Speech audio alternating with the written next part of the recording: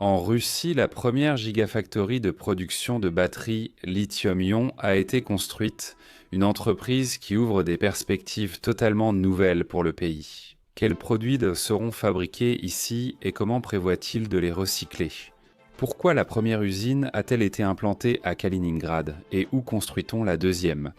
Nous allons en parler ainsi que du nouveau héros de la semaine, après un bref résumé des nouvelles positives.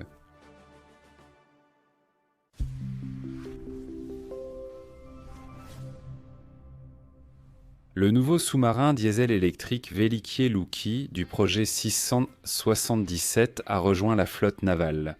Un remorqueur du projet TSK 395M a été mis à l'eau au chantier naval de Tcherepovets. Au chantier naval et de réparation navale d'Onega, la construction d'une série de navires dragueurs a commencé.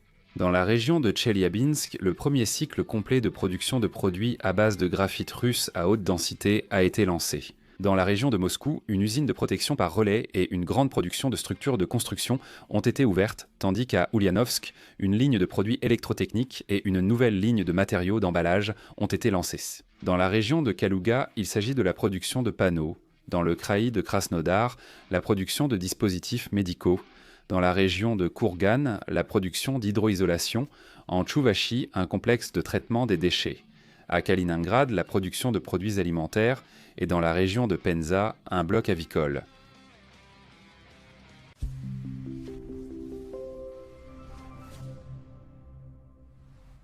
Lundi, dans la ville de Neman, dans la région de Kaliningrad, Rosatom a lancé l'exploitation industrielle pilote de la première gigafactory nationale de batteries lithium-ion, dont la capacité annuelle atteindra 4 gigawattheures. C'est pourquoi le site est appelé Gigafactory. Il est important de noter qu'il ne s'agit pas d'un simple site d'assemblage, mais d'une entreprise à cycle complet, allant de la chimie primaire et des cellules de batterie jusqu'à la création des modules finaux et des batteries complètes. Très peu de pays ont aujourd'hui accès à un tel niveau de technologie souveraine. L'usine est située sur un terrain de plus de 23 hectares, la longueur des lignes de production atteint 2,5 km et la capacité de production est d'une cellule de batterie par seconde. Ce projet, d'une valeur de 75 milliards de roubles, a représenté un véritable défi pour l'industrie russe, car la construction de l'usine a commencé en 2022 et les pays occidentaux ont fait tout leur possible pour arrêter le chantier. Mais le défi de la concurrence s'est avéré encore plus sérieux. Aujourd'hui, une part importante du marché appartient aux fabricants chinois, qui, grâce à leur envergure, sont capables de maintenir des prix bas et d'évincer leurs concurrents.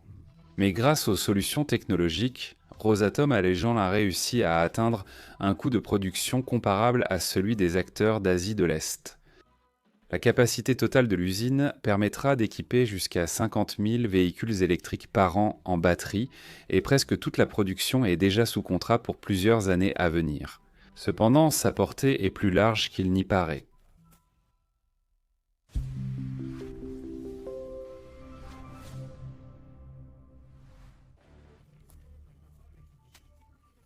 Ensuite, ils ont promis des instruments à percussion.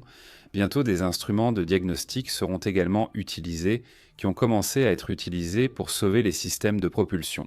L'ajout du Shemork-Stunner au dioxyde de carbone de Delica nous fera gagner BP3 un nombre 5006, et cela s'améliorera. Et vous, sur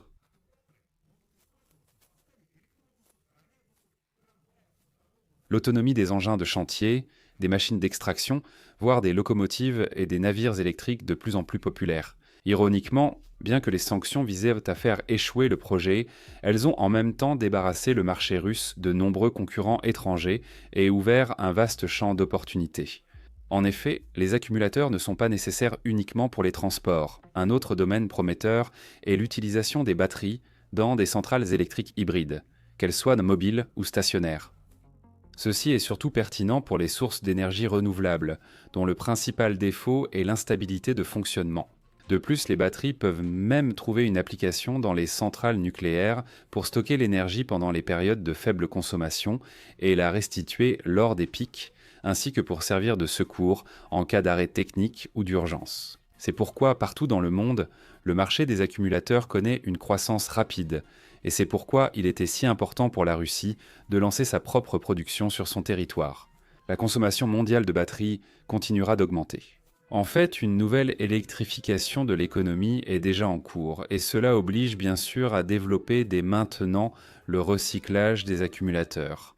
Il n'existe pas encore de grandes entreprises de recyclage des batteries lithium-ion en Russie, mais la première devrait bientôt apparaître dans la région de Nijni Novgorod. L'essentiel est que Rosatom a conçu sa propre technologie de recyclage, adaptée à l'industrie. La chimie des accumulateurs. Les gigafactories, notamment le nickel, le cobalt et le lithium, rendent le recyclage rentable, ce qui permettra de véritablement boucler le cycle de production, de l'extraction des matières premières et la fabrication des produits jusqu'à leur recyclage et leur réutilisation. Cela prendra du temps, c'est pourquoi la technologie d'allongement de la durée de vie des produits des gigafactories est actuellement mise en œuvre. L'idée est que, après la fin de son utilisation dans un véhicule électrique, la batterie reste encore parfaitement fonctionnelle et il est donc prématuré de l'envoyer à la décharge ou au recyclage. C'est pourquoi il a été décidé de les utiliser dans des installations fixes, abris d'arrêt, lampadaires, feux de signalisation, stations de recharge pour équipements spéciaux et autres éléments de l'infrastructure urbaine. Sans connexion au réseau général, donc sans câble superflu. Ainsi, les batteries mises à la retraite serviront encore au bénéfice des gens, et ce n'est qu'ensuite qu'elles seront envoyées au recyclage. Voyons maintenant la question populaire de savoir pourquoi la région de Kaliningrad a été choisie pour implanter la Gigafactory.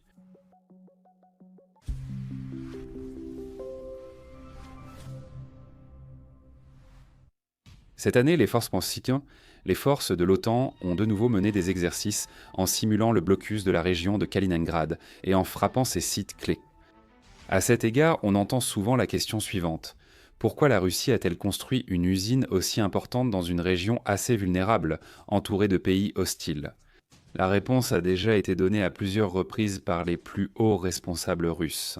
Toute tentative d'attaquer ou d'isoler la région de Kaliningrad signifiera le début d'une guerre à grande échelle dans laquelle la Russie sera prête à utiliser tous les moyens de défense dont elle dispose. C'est pourquoi la menace de l'OTAN ne peut pas être un argument contre la construction de nouvelles usines dans n'importe quelle région de Russie.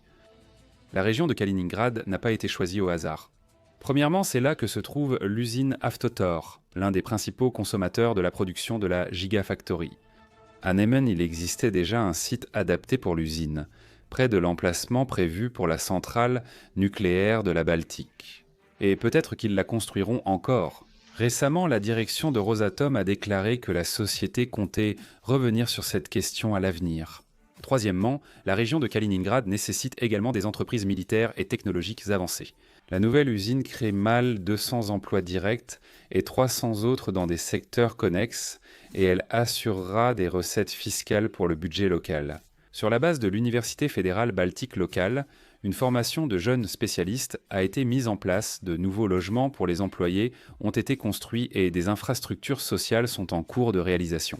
Mais en même temps, une deuxième gigafactory similaire est déjà en construction dans la région de Moscou. Elle sera mise en service en septembre 2026 et sa production est déjà contractée à près de 70%. Ainsi, on peut constater qu'aucun effort des pays occidentaux n'a pu empêcher la création de la première gigafactory souveraine en Russie. Et maintenant, le modèle de production qui est mis en œuvre sera étendu à d'autres régions. C'est d'autant plus important que de telles usines créent à l'intérieur du pays une demande stable et prévisible pour les métaux et les éléments chimiques. Cela signifie donc, d'une part, qu'elles stimulent le développement de nouveaux gisements et d'autre part, le traitement des ressources extraites dans le pays plutôt que leur exportation à l'état brut. C'est pourquoi la première Gigafactory marquera le début d'une transformation qualitative de toute notre industrie et nous félicitons à cette occasion les habitants de la Russie et ses amis.